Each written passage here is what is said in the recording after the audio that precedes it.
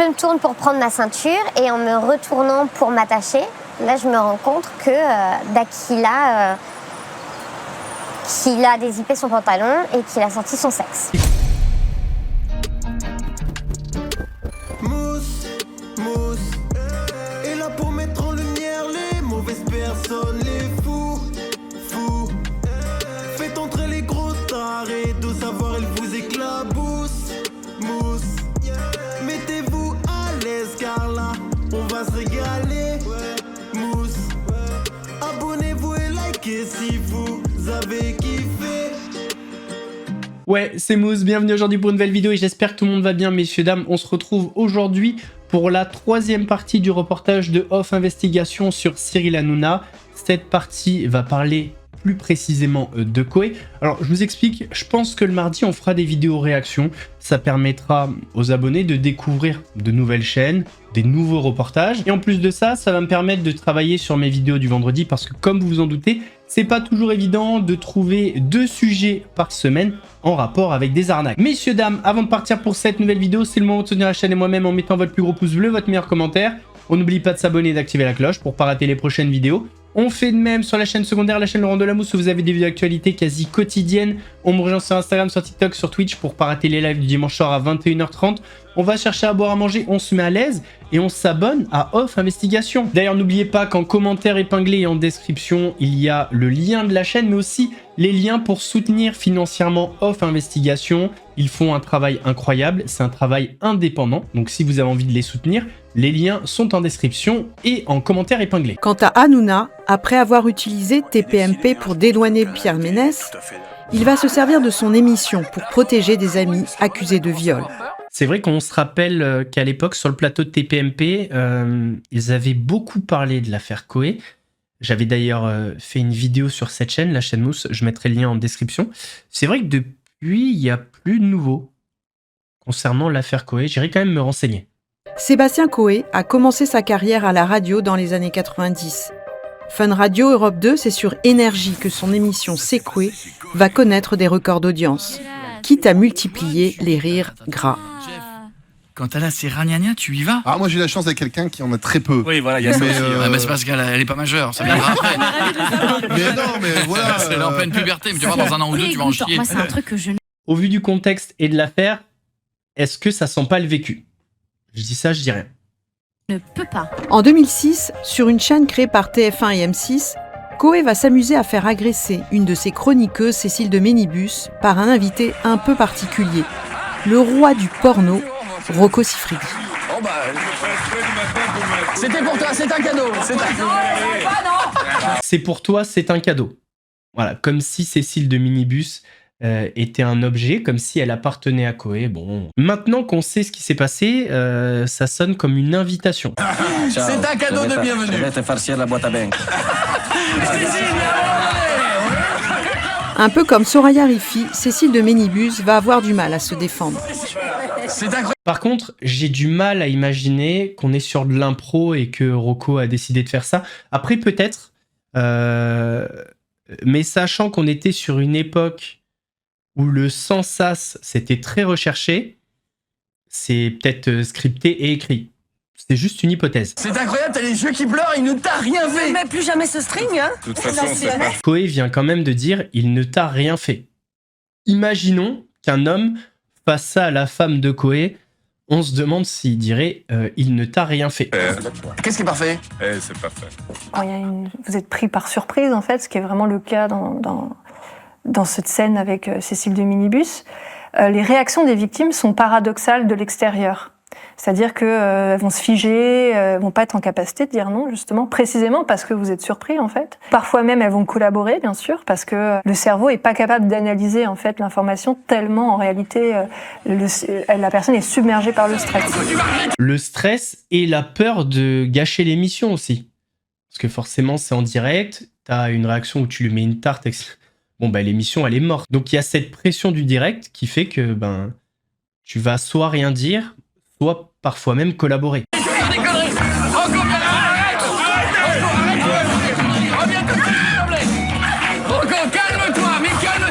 clairement, là, on est vraiment au cœur de la culture du viol et dans la négation, en fait, de ce qu'on est censé connaître, justement, de ce que c'est une agression. 11 ans plus tard, Cécile de Ménibus reviendra sur l'agression chez Thierry Ardisson. Vous dites ce mec est une sous-merde en parlant de Rocco Siffredi. Ouais, parce que là on est dans le cadre d'une émission, que c'est compliqué, que voilà, c'est difficile d'avoir une posture dans une émission de divertissement. J'aurais aimé Exactement, c'est ce qu'on disait. Compliqué de gâcher le direct, on va dire. lui mettre une claque à l'époque, mais j'ai pas osé pour plein de raisons. Qu'est-ce qui s'est passé dans les loges après? Dans les loges, il m'a attrapé, il m'a soulevé de terre, il m'a enfoncé sa langue dans la gorge et il fait 1m90 et je peux rien faire. Voilà. Mais pour Hanouna, Siffredi, c'est d'abord un ami, à qui il déroulait encore récemment le tapis rouge. Oh mon Rocco, quelle bonne blague. Ça va mon Rocco. Merci d'être là. Rocco Siffredi. Rocco Siffredi en vrai, putain. Ah ouais, c'est beau, Rocco Siffredi en vrai. Déjà, merci d'être là, Rocco. Et Rocco, c'est vrai que c'est quand même un garçon qui a une carrière exceptionnelle. On va pas se mentir. Non mais c'est vrai. C'est une star mondiale, c'est un truc de fou. Businessman. C'est vrai que Rocco, c'est un businessman incroyable. C'est un mec, c'est un cerveau. Non mais c'est vrai, hein, c'est un malin, ce Rocco. J'ai travaillé très dur. La vanne est assez bonne. Je sais plus si dans cette émission, il revoit la séquence. C'est le seul truc que je me demande. Mais en tout cas, tout le monde avait en tête la séquence. Hein. C'est vrai, non mais Rocco, il y a une polémique avec une Française, Cécile de Ménibus, qui vous reproche une attitude dans la méthode Je n'en parlais encore hier. en 2006. Voilà, la scène s'apparente presque à une agression sexuelle. Qu'est-ce que vous en pensez? Où c'est que ça paraît l'agression? J'aimerais savoir où c'est que ça paraît l'agression. Pour vous, il ne s'est rien passé? On était sur un plateau comme ça. Il y avait une table, pas comme ça séparée. On était 4-5 personnes. J'étais dans cette émission plusieurs fois. Donc, je la connaissais, la femme. Koé, c'était un grand fan du porno. Il venait aussi sur des sites porno. Il venait aussi dans les Hôtes d'Or, l'Oscar du porno à Cannes. Donc, c'était très familial dans cette... T'as peut-être lâché une info... Il fallait pas, Rocco. Très familial, abuse pas quand même. Ah bah, très familial, qui dit familial, dit enfant, adolescent. Ça se tient. Non,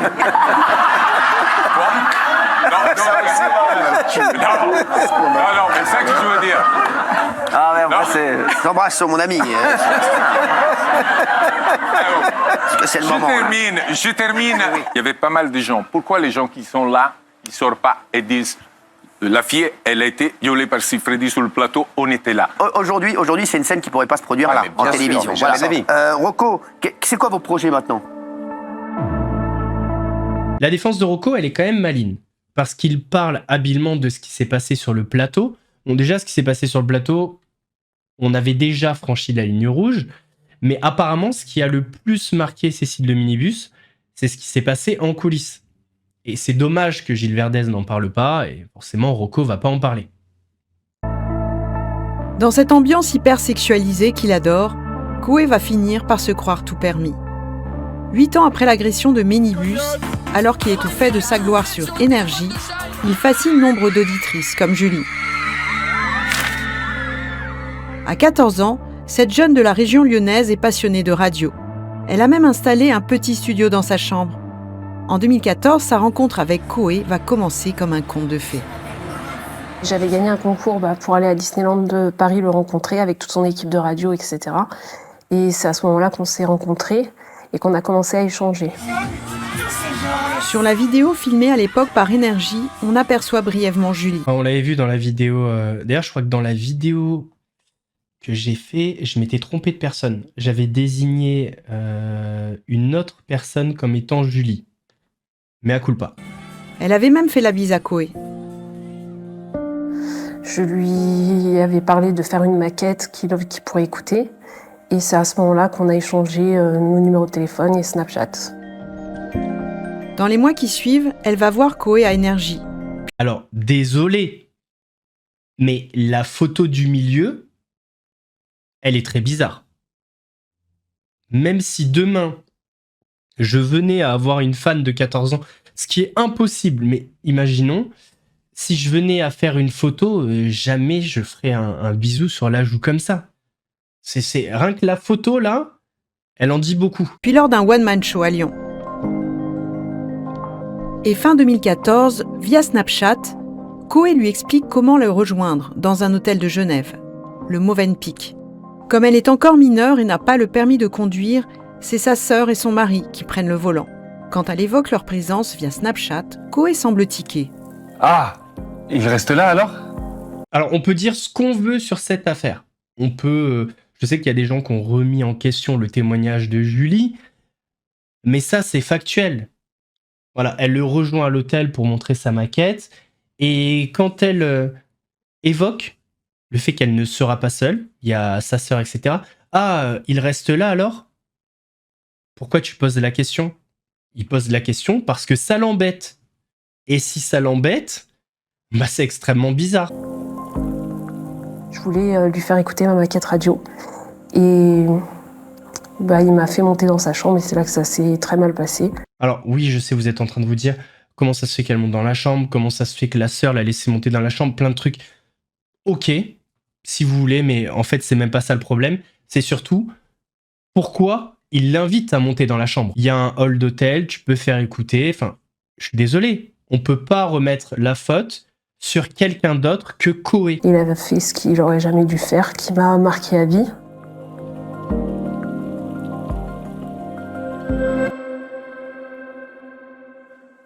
En gros, il m'a imposé une fellation.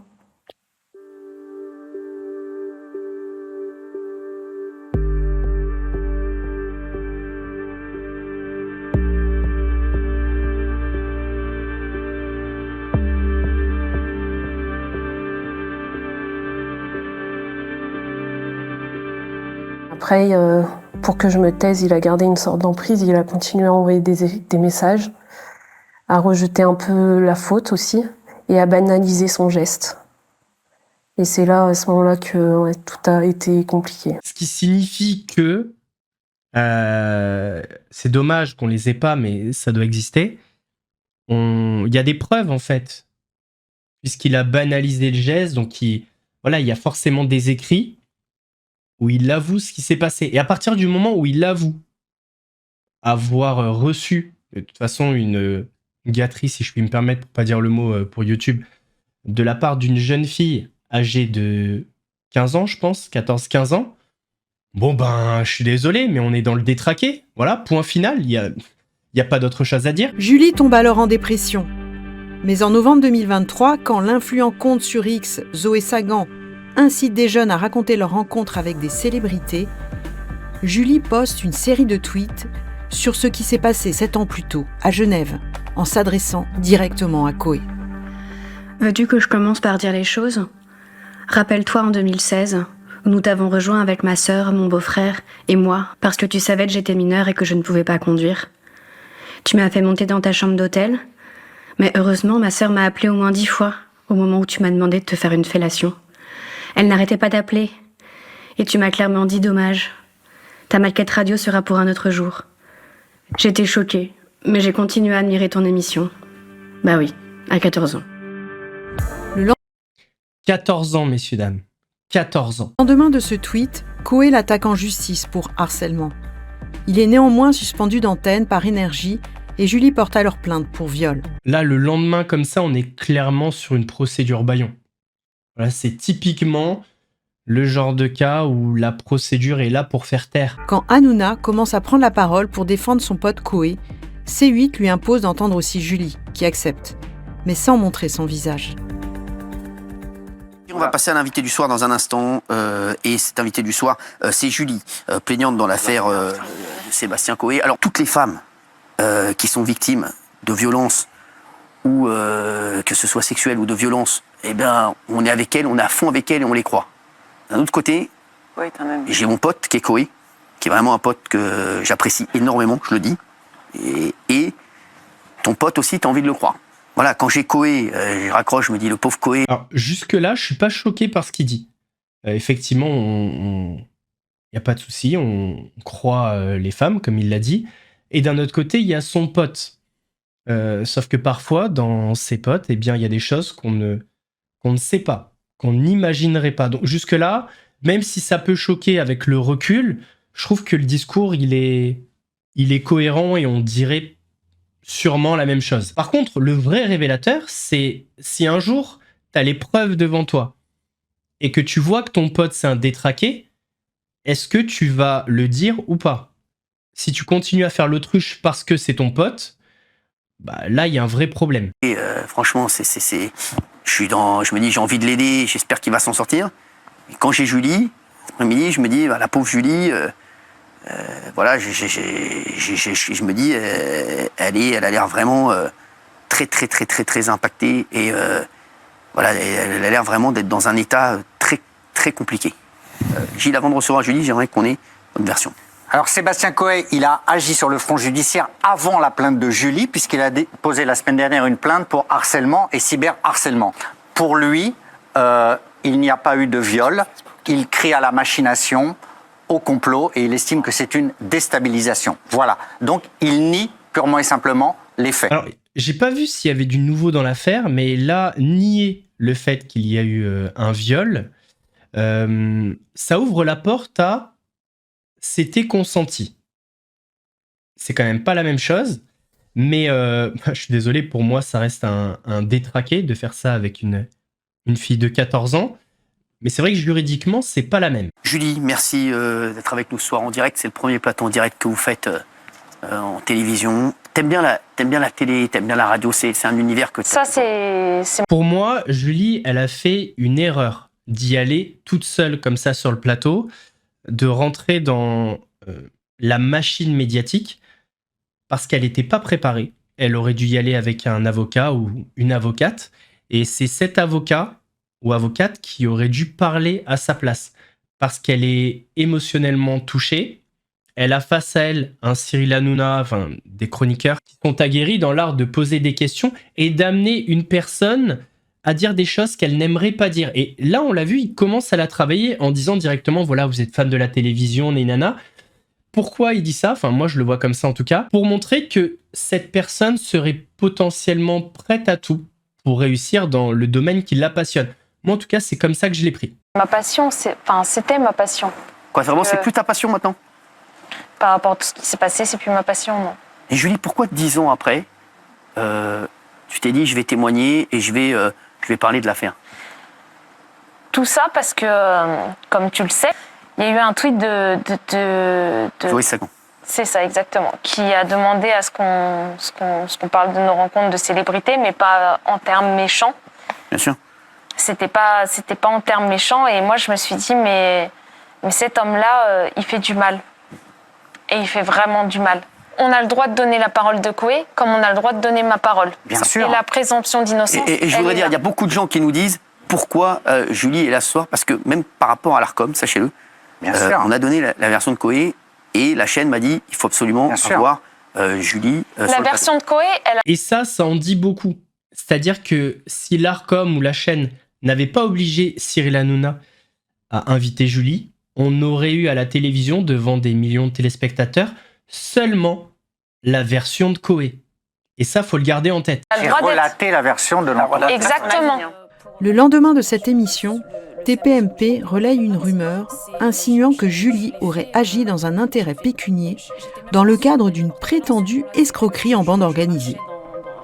Sous l'insistance de la production de TPMP, elle accepte de revenir sur le plateau de l'émission, cette fois-ci à visage découvert. Mais à nouveau, elle va se faire manipuler. On a l'impression que quand ils en parlent que c'est vrai que c'est une escroquerie en bande organisée. Il y a quelqu'un derrière vous, Julie, qui a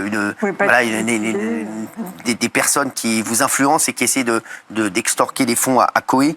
Ça, pour vous, c'est vraiment à exclure? C'est complètement faux. Même si c'est faux, ça a été dit, le doute a été jeté dans la tête de millions de téléspectateurs. C'est comme au tribunal, vous dites des choses hors cadre avant le objection votre honneur, ce qui n'existe pas en France, mais bon, par exemple aux États-Unis.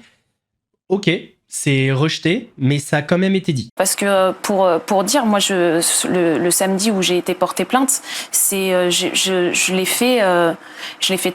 J'étais même pas sûre d'aller porter plainte ce jour-là. C'est que je marchais dans la rue et je me suis retrouvée devant la porte de la gendarmerie et je me suis dit c'est maintenant ou jamais que tu le fais. C'est-à-dire que Moi, j'y suis allée, j'avais pas d'avocat quand je suis partie porter plainte. J'y suis allée comme ça. Et donc j'ai dû répondre comme ça venait, quoi. Parce que j'étais pas préparée. Et ça, c'est bien joué de la part de TPMP et de Cyril Hanouna. Alors, bien joué pour défendre Koé, hein, bien évidemment. Ne me faites pas dire ce que je n'ai pas dit. Mais la précipitation comme ça fait qu'on a une Julie pas du tout préparée à l'exercice médiatique, ce qui est forcément bon pour jeter le doute dans la tête des téléspectateurs et donner plus de crédit à la version de Koé. Est-ce que tu as été en contact pour la dernière fois avec Sébastien Koé? Cet été. Cet été, on dit, je te dis tout, que tu aurais proposé de le rejoindre. Alors ça, c'est ce que Gilles Verdez c'est ce que l'entourage de Sébastien Koé m'avait rapporté, effectivement. Alors ça, il y a encore les preuves, parce que heureusement que je garde tout. Absolument pas. C'est lui qui m'a dit qu'il mixait dans le 38. D'accord. Donc c'est vous qui lui avez proposé de venir ou c'est lui Il n'y avait même pas une intention de se rejoindre. Il m'a dit je mixe dans le 38. Je lui dis ah bon, où ça? Et c'est là qu'il m'envoie vers un plan d'eau, vers la vallée du plan d'eau, je sais trop quoi. Non, j'y suis pas allée. Ah d'accord, c'est le dernier contact. Non, je n'y suis pas allée. D'accord. Et là, ce qu'il cherchait, dans les questions, ça faisait plus recherche, justement, recherche d'informations, recherche de buzz, recherche de la phrase qui va faire que... Et c'est à ce moment-là où je me suis sentie un peu piégée, prise au piège. Et la dernière fois que vous l'avez vu? La dernière fois que je l'ai vu, c'était en mars. En mars, pourquoi? 2022. C'était pour quelle occasion? C'était les faits. D'accord. Les faits, les deuxièmes faits que vous relatez.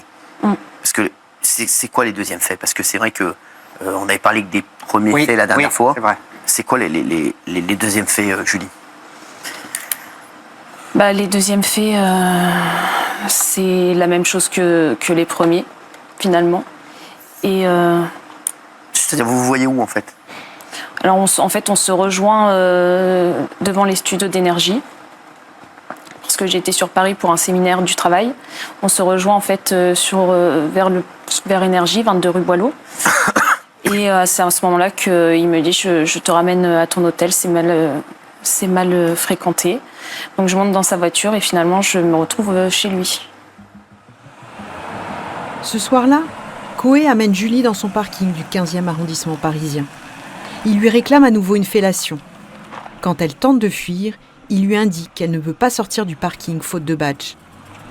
Prise au piège, Julie aurait alors obtempéré. D'accord. Là, vous dites quoi? Vous lui dites pareil, encore une fois, c'est malin. En fait, la question, elle est pas posée au hasard de la part de Cyril. Alors là, c'est quand la dernière fois que vous voyez?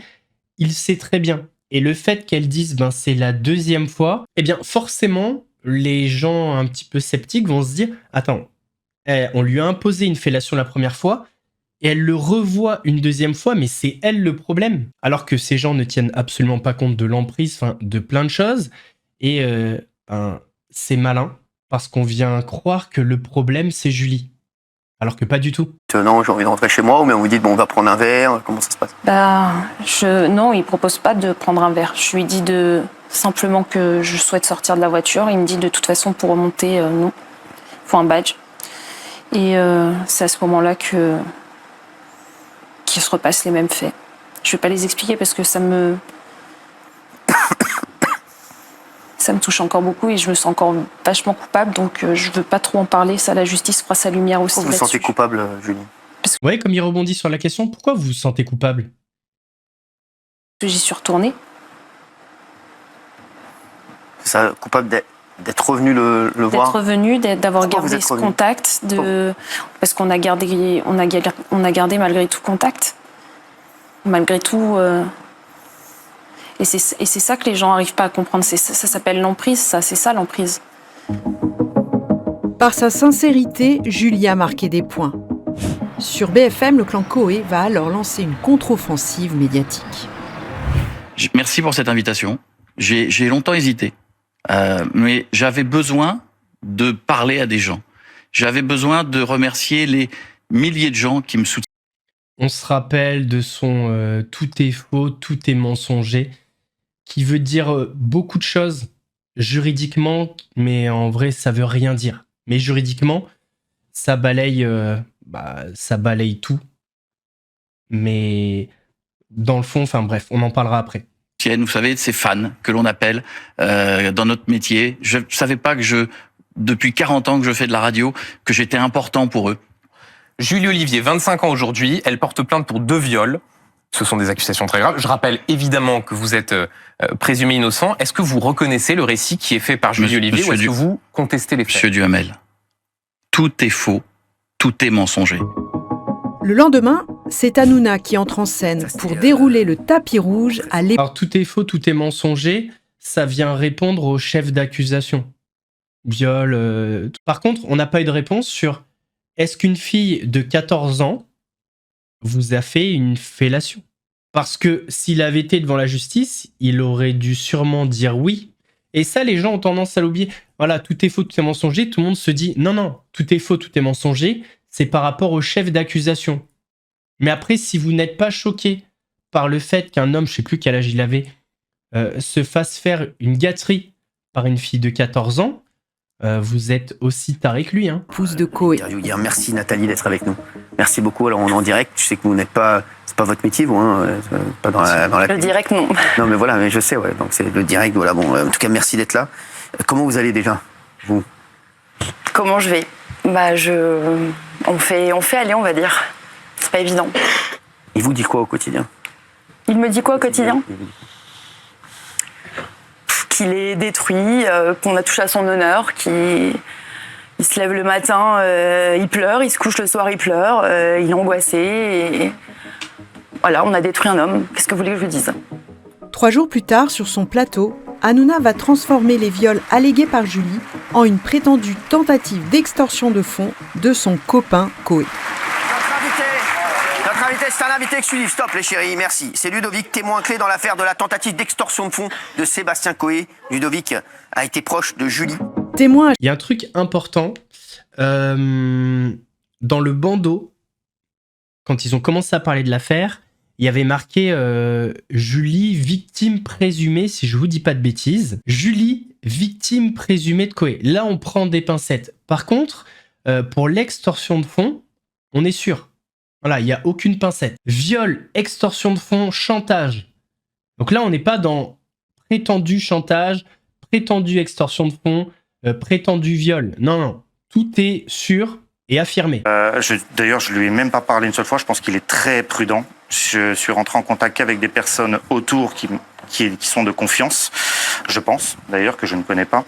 Mais non. Lui, je sais de toute manière pertinemment qu'il est, pour le cas de Julie, du moins, qu'il est innocent.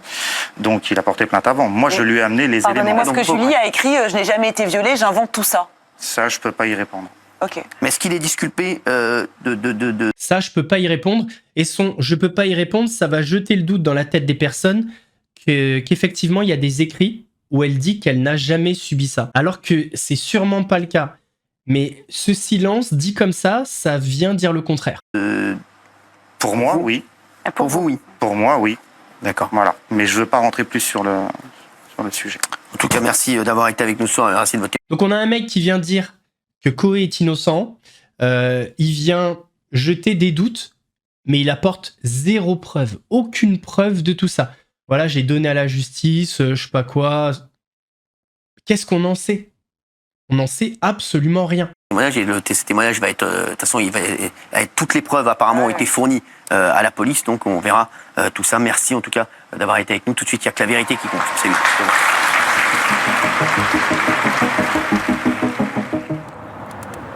Accusé injustement, Coé? Après la plainte de Julie, au moins 4 autres jeunes femmes ont porté plainte pour viol ou harcèlement de la part du célèbre animateur. Comme Mathilde, une jeune bretonne. Un matin de 97, à 18 ans, elle se rend dans les studios parisiens de Skyrock pour assister à l'émission de Coé. Souvent après la matinale, tout le monde restait un peu à papoter en dehors du studio, à faire des blagues, à rigoler. Et puis je dis, je me sauve, il faut que j'aille bosser. Et ils savaient donc tous que je travaillais sur les Champs-Élysées, puisqu'on en avait déjà parlé. Et là, Coé me dit, écoute, moi je vais dans ce coin-là, est-ce que tu veux que je te dépose en voiture? Il ouvre sa voiture, on monte, tout à fait naturellement. Je me tourne pour prendre ma ceinture et en me retournant pour m'attacher, là je me rends compte que qu'il a dézippé son pantalon et qu'il a sorti son sexe.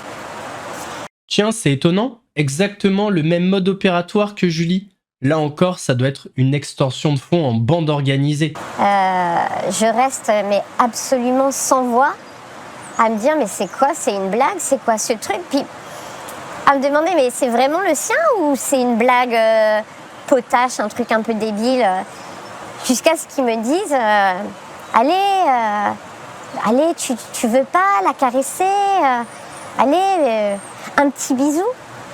Et là j'ai été paralysée, je me sentais très mal à l'aise, il se rapprochait de moi, je commençais à avoir peur, j'ai dit non. Et donc voilà, j'ai eu la chance qu'il n'y ait pas plus à raconter. En 2023, Mathilde porte plainte contre Coé pour agression sexuelle. Mais les faits étant anciens, la justice considère qu'ils sont prescrits. Quand elle a vu Julie se faire laminer dans TPMP, elle a ressenti de la colère.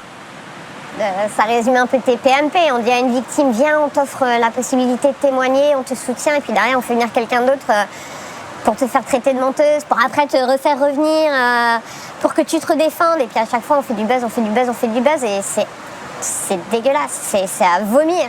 Mais je pense que TPMP, effectivement, ils l'ont encore plus fragilisée qu'elle ne l'était déjà. Elle a parfaitement résumé la situation et ce qu'a vécu Julie. Et encore, Julie, alors ça se voit qu'elle est fragilisée, mais je trouve que sur le plateau, elle a quand même été forte, alors qu'elle n'était pas du tout accompagnée d'un avocat, elle n'a pas été préparée, c'était ses premières apparitions. Honnêtement, je l'ai trouvée forte. C'est du spectacle, c'est du cirque. Il en a rien à faire au fond. Il se sent le roi et c'est Bolloré qui lui confère ce pouvoir parce qu'il fait de l'audience et donc l'audience c'est de l'argent.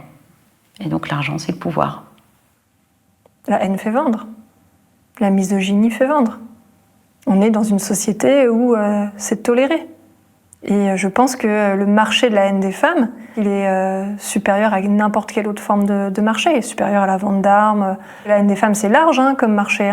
Il y a la pornographie, qu'on sait déjà que c'est l'un des marchés qui génère des milliards de dollars annuellement, donc supérieur à tous les commerces illégaux quasiment mis bout à bout. Enfin, je veux dire, c'est déjà un marché. La haine des femmes, c'est aussi le système prostitueur au sens plus large. Ça va être la publicité, l'industrie de la mode, qui cultive la haine des femmes pour elles-mêmes, même là pour le coup avec tous ces trucs sur les régimes et autres. La haine des femmes est au cœur du capitalisme. Je dirais même que le capitalisme et la haine des femmes fonctionnent de pair. Notre avocate exagère-t-elle ? En 2024, surfant sur le succès de ses émissions trash, Hanouna proposait carrément à ses fans d'investir sur sa personne, comme s'il était une entreprise dont on pourrait acheter des actions. Énorme flop, Énorme flop, je m'en rappelle, tout le monde s'était foutu de sa gueule sur les réseaux, énorme flop. Alors, c'est pas parce que c'est un flop qu'il a pas gagné d'argent. Quand même différent. Mes chéris, j'ai une grande nouvelle à vous annoncer. Eh oui, en 2024, je rentre en bourse. C'est fait, c'est sûr et certain, grâce à Royalties. Alors Royalties, c'est une société pour laquelle j'ai eu un énorme coup de cœur qui permet non pas d'investir sur des entreprises, mais d'investir sur des talents. Donc vous allez pouvoir investir sur moi. Ce sera dès le 29 mars à 18h. Là, je rentrerai en cotation. Vous allez pouvoir investir sur ma personne. Et je peux vous dire, j'en suis sûr et certain, Royalties, c'est la nouvelle licorne. C'est une société qui va cartonner. Si vous avez envie de miser sur moi, allez-y, moi je l'aurais fait. Maintenant, si vous voulez miser sur d'autres talents, c'est votre problème. Voilà. Mais ça peut marcher aussi. Je vous fais des gros bisous. Le clan Bolloré développerait-il son business sur la haine des femmes ? En 2022, en tout cas, il soutenait pour la présidentielle Éric Zemmour, un candidat d'extrême droite qui s'était réjoui dans un livre que les hommes se comportent comme des prédateurs sexuels. Il faut qu'il soit un prédateur sexuel civilisé. Si vous voulez, il y a une attente de virilité, il y a une attente de violence. Mais l'être humain est très primaire, nous avons un cerveau archaïque, nous avons un cerveau reptilien. Il faut en tenir compte. À vouloir le nier, nous créons des générations d'impuissants, d'homosexuels et de divorces. Quand est-ce que ce mec-là a représenté la virilité ? Quand ? De quoi parles-tu, Eric ? Il n'y a pas une femme au monde qui te trouve 1% de virilité. Arrête de parler de ce que tu connais pas. Épisode qui fait mal au cœur parce qu'on se rappelle à quel point Julie, elle a été malmenée quand elle est rentrée dans le système médiatique. Mais c'est bien de se remémorer ça.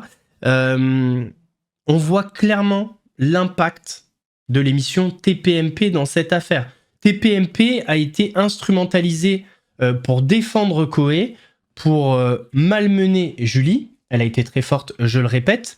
Alors que dans le fond, on ne parle même pas de ce qui est problématique. En fait, eux, ils se concentrent sur est-ce qu'il y a eu viol ou pas. Ok, c'est le motif des plaintes, il n'y a pas de souci avec ça. Par contre, ils ne parlent absolument pas de ce qui pose problème. C'est qu'un homme de son âge a demandé et a eu une fellation d'une fille de 14 ans. Là, on n'en parle pas.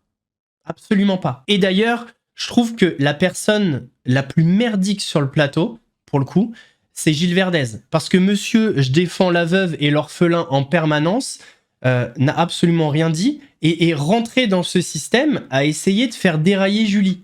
Lui, c'est vraiment la pire des faut le dire, hein. Bah écoutez, messieurs, dames, on arrive à la fin de cet épisode qui était très intéressant. Encore une fois, félicitations à Off Investigation. N'hésitez pas à me dire en commentaire s'il y a du nouveau sur cette affaire. Je ne me suis pas encore renseigné, mais s'il y a du nouveau, n'hésitez pas. Alors, je me doute que c'est une affaire compliquée parce que c'est parole contre parole, même s'il doit y avoir des écrits. Je vous rappelle que le lien de la vidéo complète est en description. Vous pouvez trouver également en commentaire épinglé et en description les liens pour soutenir financièrement la chaîne Off Investigation. Si ma vidéo vous a plu, eh bien n'hésitez pas à mettre votre plus gros pouce bleu, votre meilleur commentaire. On n'oublie pas de s'abonner et d'activer la cloche pour pas rater les prochaines vidéos. On fait de même sur la chaîne secondaire, la chaîne Laurent Delamousse. On me rejoint sur Instagram, sur TikTok, sur Twitch pour pas rater les lives du dimanche soir à 21h30. Nous, on se donne rendez-vous vendredi pour une nouvelle vidéo sur Dubaï. Est-ce que c'est une ville surcotée ou pas? Mon avis, on va parler de pas mal de sujets autour de cette ville. En attendant, prenez soin de vous, je vous souhaite le meilleur. Mousse vous salue.